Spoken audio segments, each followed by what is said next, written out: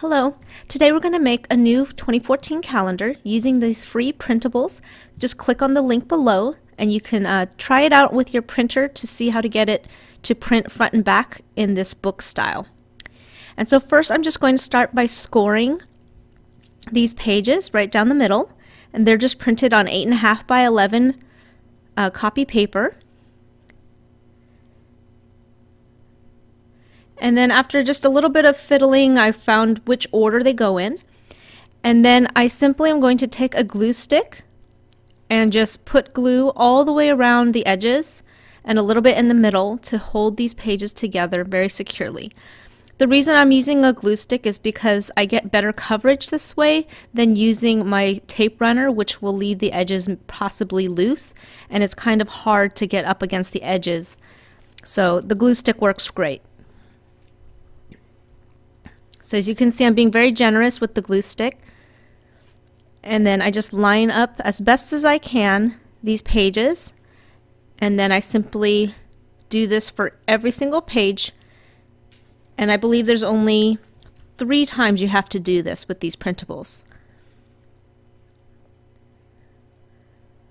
So I'm just rescoring it just to reinforce the fold. Excuse me, and there's the first page. I'm just using my bone folder here to smooth it out. So I did that to all the pages, and so here you can see now I have part of a calendar coming together here. Now since I didn't line it up perfectly, I'm using this metal ruler and my knife, and I'm just going to trim off the edges so that I get a nice clean finish with all of these pages together.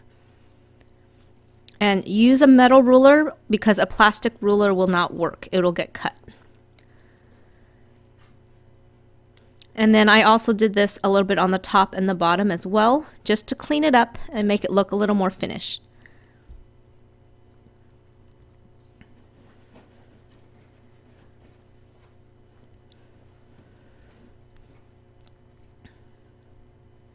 And now here's the cover.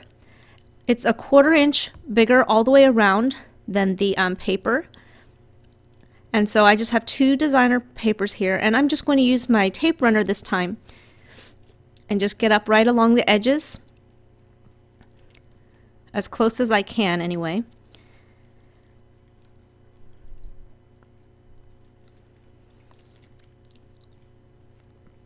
And then I'm also going to use this Tombow multi-purpose adhesive to get right up against the edge, and I'm doing this for a more secure, stronger hold than the glue stick because this is the cover.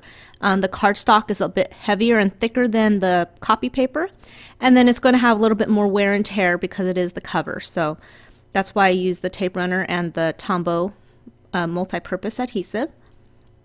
But just like the pages, I'm just taping 2 pieces of designer paper together. So now here's the outside fold.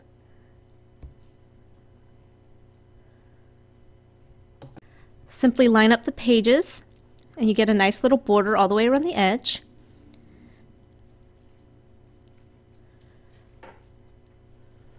And then to stick these together, let me show you what I did. I just used a stapler. I opened it up and then I folded a towel underneath the book itself, and then I just pressed the staple down in the center of the pages. And then I used my bone folder and I pressed the prongs of the staple on the back side. I pressed them down, and that's how I got my book to be bound together. So now that the book is bound, it's just time to decorate it. So I'm going to be very simple with this calendar. I'm going to start by just rounding the 4 corners using my corner chomper. I'm using the 1/2 inch setting. Just doing all 4 corners of the cover.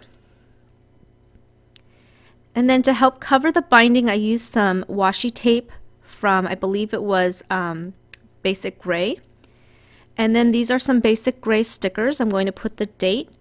And as you can see, I'm not pressing down hard yet, these stickers, because I'm going to put adhesive on the back as I'm showing here. Because it's the cover, I don't want these to come off.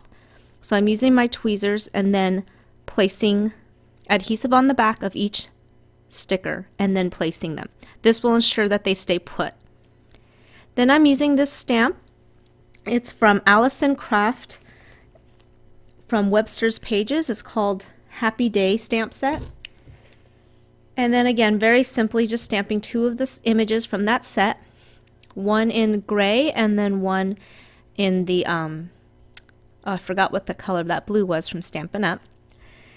Sorry about that. And then just for a finishing touch, I'm just going to add a little bit of twine and tie it in a knot around the binding here on the edge. Now again, I kept this very simple because I plan on using this calendar and carrying it around with me, so I don't want a bunch of embellishments to get caught on things.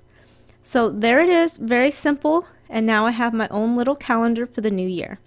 I hope you try this tutorial out and you make your own calendar for the year, and I'll see you next time.